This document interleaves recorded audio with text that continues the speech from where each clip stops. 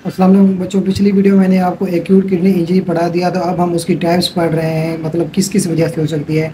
तो अब जो हमारी पहली टाइप है वो pre renal acute kidney injury, मतलब किडनी में कोई मसला नहीं है, किडनी से पहले वाले एरिया में मसला है।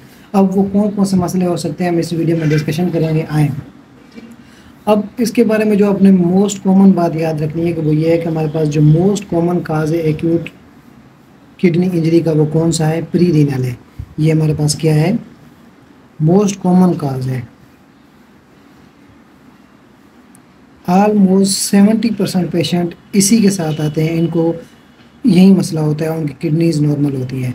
देन हमारे पास ये रिवर्सिबल है, ये ठीक हो सकती है कंडीशन।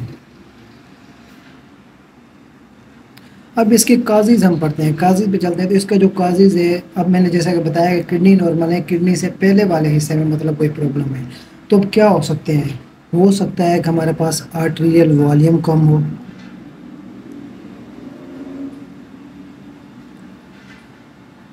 क्यों कम हो, हाइपोवोलेमिया हो सकता है, कंजेस्टिव हार्ट फेलियर हो सकता है। देखिए वही काजेज आ रही है ना, मतलब किडनी में मसला नहीं है, उससे पहले वाले एरिया में मसला है। देन हमारे पास सेप्सिस हो सकती है सिस्टेमिक सर्कुलेशन में। तो ये तीन काज आपने लाजमी याद रखने हैं कि हमारे पास प्री रीनल में क्या होगा। प्री रीनल हमारे पास कॉमन काज है एक्यूट किडनी इंजरी का, ये रिवर्सिबल होती है, ये चीज़ आपने याद रखनी है। देन इसके काजेज हमारे पास हाइपोवोलेमिया हो सकती है, कंजेस्टिव हार्ट फेलियर हो सकता है, सेप्सिस हो सकती है। अब हम इसके लोकल काजेज पढ़ेंगे।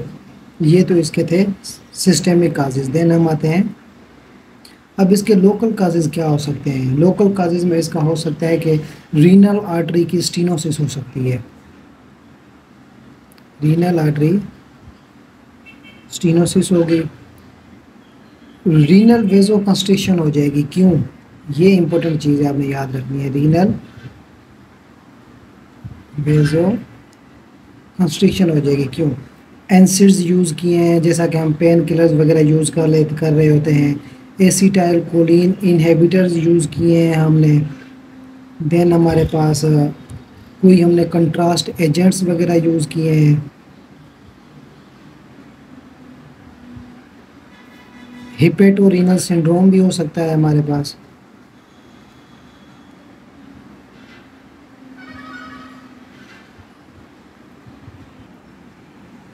तो यहाँ तक ये इसके सारे काजेज थे। अब डायग्नोसिस तो हमें पता ही है, एक्यूट किडनी इंजरी है। अब उसकी हम आगे टाइप्स पढ़ रहे हैं। अब हमने डायग्नोसिस में जो हमने टेस्ट करवाए थे, टेस्ट मैंने आपको पहले बता दिए थे। यूरिन एनालिसिस करवाएंगे, अल्ट्रासाउंड करवाएंगे, बायोप्सी करवाएंगे, यूरिन में प्रोटीन वगैरह का लेवल चेक करेंगे। तो अब हमें क्या मिलेगा, फ्रैक्शनल एक्सक्रीशन ऑफ सोडियम देखेंगे, यूरिन सोडियम देखेंगे। वही बात आ रही है प्री रीनल। अगर हमारे पास, मैंने आप लोगों को बताया था, सबसे पहले हम इसमें कास्ट्स होते हैं वो देखते हैं। ये एमसीक्यूज के लिए इंपॉर्टेंट आ सकता है कि pre renal acute kidney injury में कौन से कास्ट हमें मिलते हैं। तो हायालीन कास्ट होते हैं, ये याद रखने वाली बात है, ये बेसिक आ सकता है। देन हमारे पास ब्लड यूरिया नाइट्रोजन का लेवल हम लाजमी देखेंगे इसमें, साथ में क्रिएटिनिन की रेशो भी हम देखेंगे इसी के साथ। अगर हमारे पास ब्लड यूरिया नाइट्रोजन और क्रिएटिनिन की रेशो 20.1 से ज़्यादा है, ब्लड यूरिया नाइट्रोजन 20 से ज़्यादा है और हमारे पास क्रिएटिनिन का रेशो 1 से ज़्यादा है, तो ये इस चीज़ की कंफर्म आइडेंटिफिकेशन है कि आया कि इस बंदे को एक्यूट किडनी इंजरी है और ये प्री रीनल है। देन हमारे पास अब यूरिन सोडियम आ गई, जो मैंने आप लोगों को पहले ही बता दी है। यूरिन सोडियम की अगर रेशो मैंने कितनी बताई थी आपको, कि 20 मिलीमोल से कम होगी हमारे पास, कितने, 20 मिलीमोल पर लीटर से कम होगी, तो ये हमारे पास एक्यूट किडनी इंजरी की तरफ है, प्री रीनल कहा है।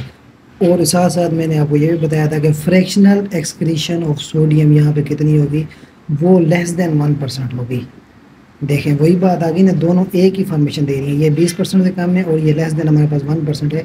प्रीनियल काज हो गया, लेकिन कौन सा, एक्यूट किडनी इंजरी का। तो ये इंपॉर्टेंट चीज़ें आपने लाजमी याद रखनी है। अब इसमें हम यूरिन की ओस्मोलैरिटी भी चेक करते हैं।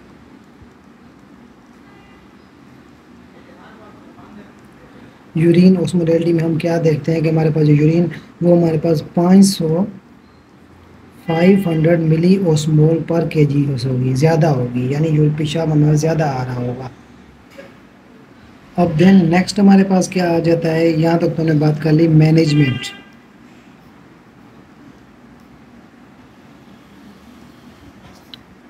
तो थोड़ा सा पीछे से हम रिवाइज कर लेते हैं, क्विक रिवीजन कर लेते हैं। हमने क्या पढ़ा, हमने ये पढ़ा कि हमने एक्यूट किडनी इंजरी के बारे में पढ़ लिया, उसकी क्या वजह थी। अब प्री रीनल हमारे पास क्या है, ये मोस्ट कॉमन काज है, 70% पेशेंट इसी के साथ आते हैं, ये हमारे पास ठीक हो जाती है, रिवर्सिबल है।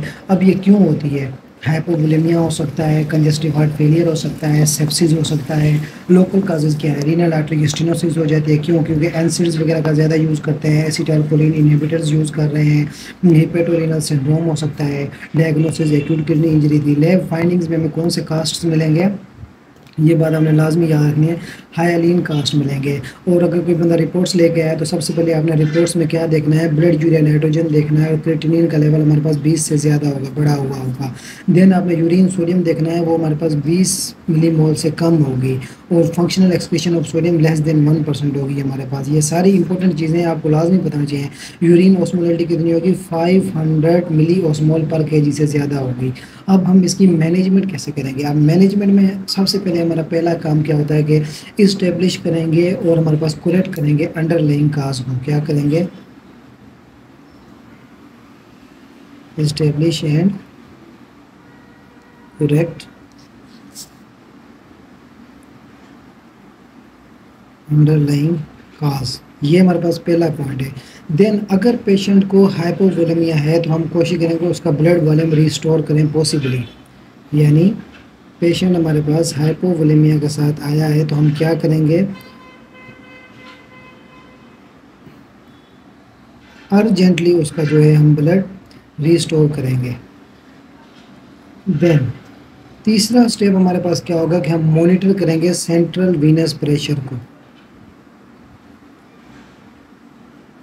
मॉनिटर सेंट्रल वीनस प्रेशर, ठीक है। देन हमारे पास आइनोट्रोपिक एजेंट्स भी देंगे। अब आइनोट्रोपिक एजेंट क्यों देंगे, आइनोट्रोपिक एजेंट हम इसलिए देंगे कि वो रिस्टोर करते हैं इफेक्टिव ब्लड प्रेशर को,